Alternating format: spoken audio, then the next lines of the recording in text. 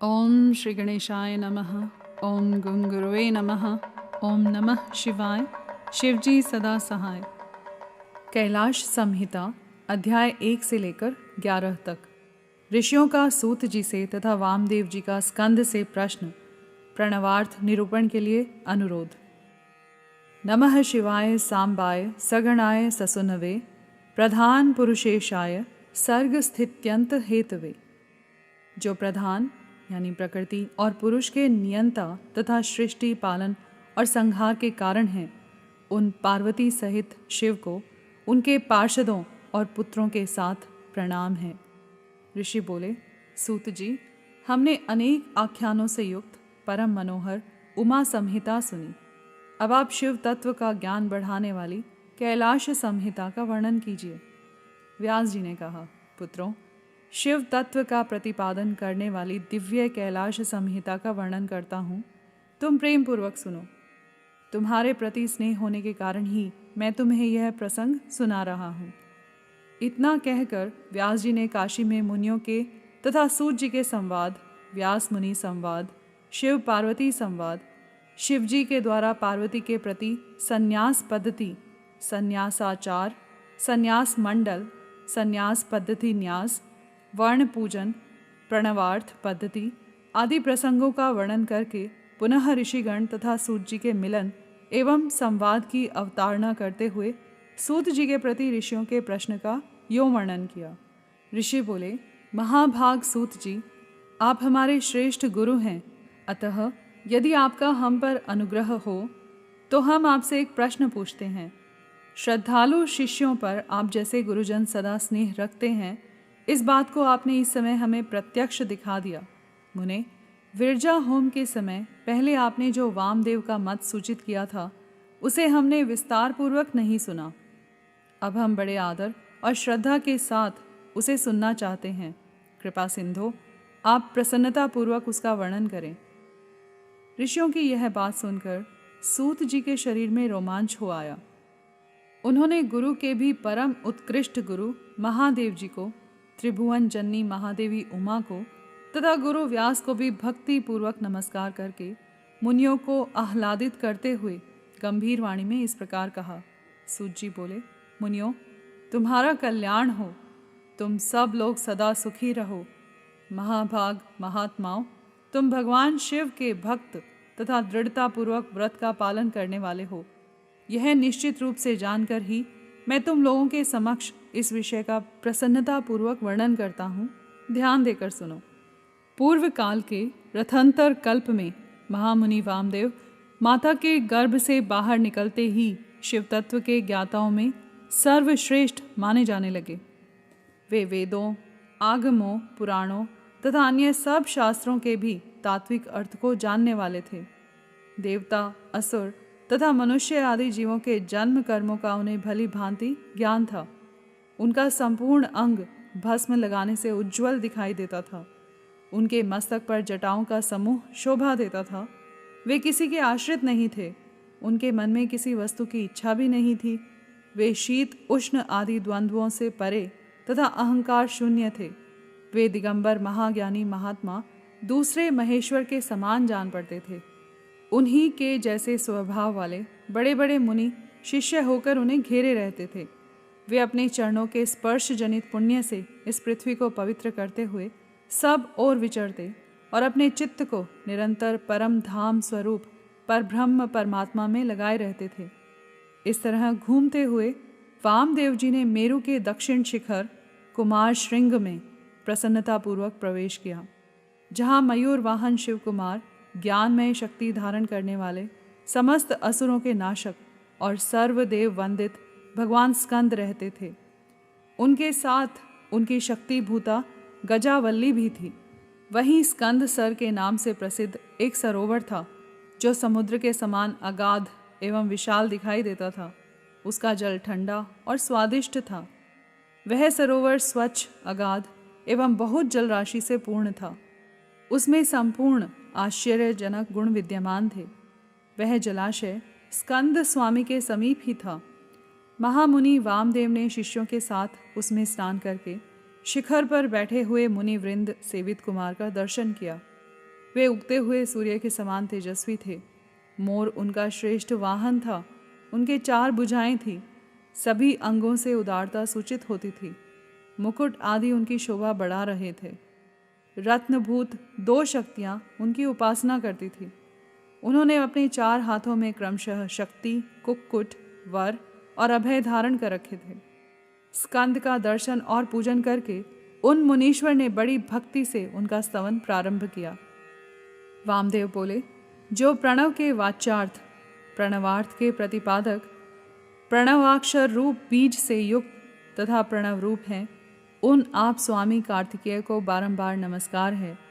वेदांत के अर्थभूत ब्रह्म ही जिनका स्वरूप है, जो वेदांत का अर्थ करते हैं, वेदांत के अर्थ को जानते हैं और नित्य विदित हैं, उन स्कंद स्वामी को बारंबार नमस्कार है। समस्त प्राणियों के हृदय गुफा में प्रतिष्ठित गुह को नमस्कार है, जो स्वयं गुह्य हैं, जिनका रूप गुह्य है तथा जो गुह्य शास्त्रों के ज्ञाता हैं, उन स्वामी कार्तिकेय को नमस्कार है।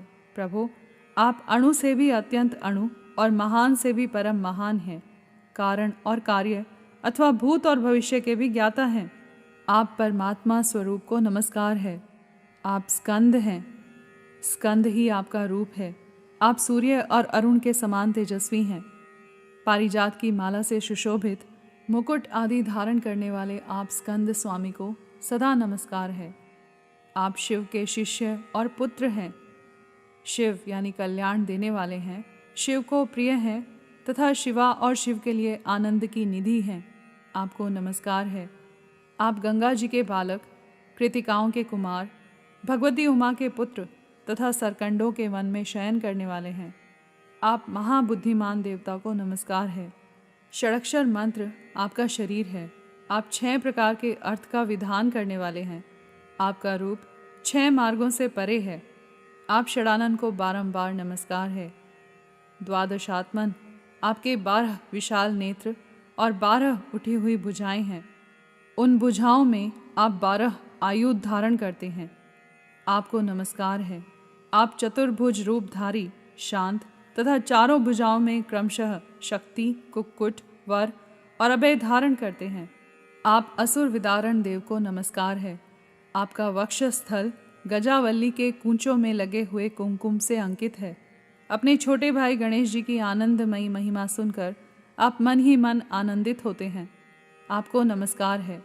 ब्रह्मा आदि देवता, मुनि और किन्नर गणों से गाई जाने वाली गाथा विशेष के द्वारा जिनके पवित्र कीर्ति धाम का चिंतन किया जाता है, उन आप स्कंद को नमस्कार है। देवताओं के निर्मल किरीट को विभूषित करने वाली पुष्प मालाओं से आपके मनोहर चरणारविंदों की पूजा की जाती है। आपको नमस्कार है। जो वामदेव द्वारा वर्णित इस दिव्य स्कंद स्तोत्र का पाठ या श्रवण करता है, वह परम गति को प्राप्त होता है। यह स्तोत्र बुद्धि को बढ़ाने वाला, शिव भक्ति की वृद्धि करने वाला, आयु, आरोग्य तथा धन की प्राप्ति कराने वाला और सदा संपूर्ण अभीष्ट को देने वाला है। वामदेव ने इस प्रकार देव सेनापति भगवान स्कंद की स्तुति करके 3 बार उनकी परिक्रमा की और पृथ्वी पर दंड की भांति गिरकर नतमस्तक हो बारंबार साष्टांग प्रणाम और परिक्रमा करने के अनंतर वे विनीत भाव से उनके पास खड़े हो गए। वामदेव जी के द्वारा किए गए इस परमार्थपूर्ण स्तोत्र को सुनकर महेश्वर पुत्र भगवान स्कंद बड़े प्रसन्न हुए। उस समय वे महासेन वामदेव जी से बोले, मुने, मैं तुम्हारी की हुई पूजा, स्तुति और भक्ति से तुम पर बहुत प्रसन्न हूँ। तुम्हारा कल्याण हो। आज मैं तुम्हारा कौन सा प्रिय कार्य सिद्ध करूँ। तुम योगियों में प्रधान, सर्वथा परिपूर्ण और निस्पृह हो। इस जगत में कोई ऐसी वस्तु नहीं है जिसके लिए तुम जैसे वीतराग महर्षि याचना करें।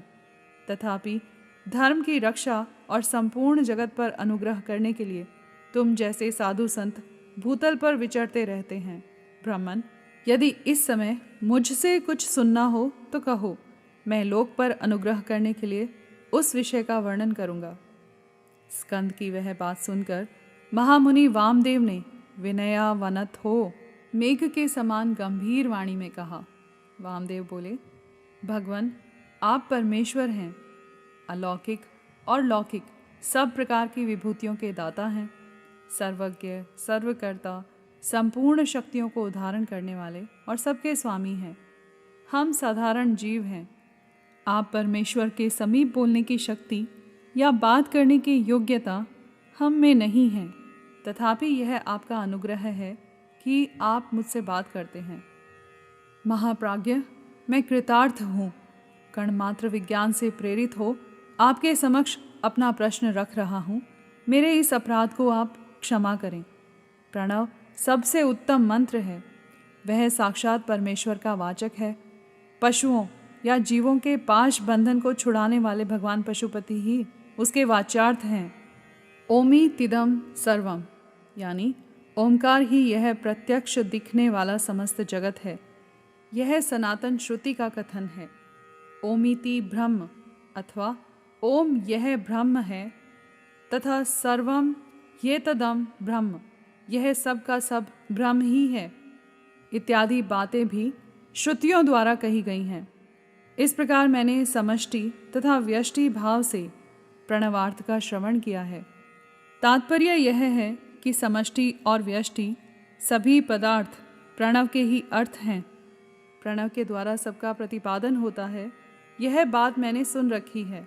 महासेन, मुझे कभी आप जैसा गुरु नहीं मिला है, अतः कृपा करके आप प्रणव के अर्थ का प्रतिपादन कीजिए। उपदेश की विधि से तथा सदाचार परंपरा को ध्यान में रखकर आप हमें प्रणवार्थ का उपदेश दें।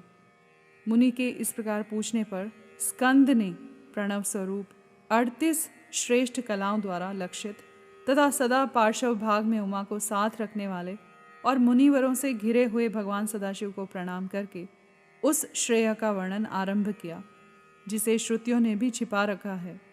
यहाँ पर अध्याय 1 से लेकर 11 तक समाप्त हुए।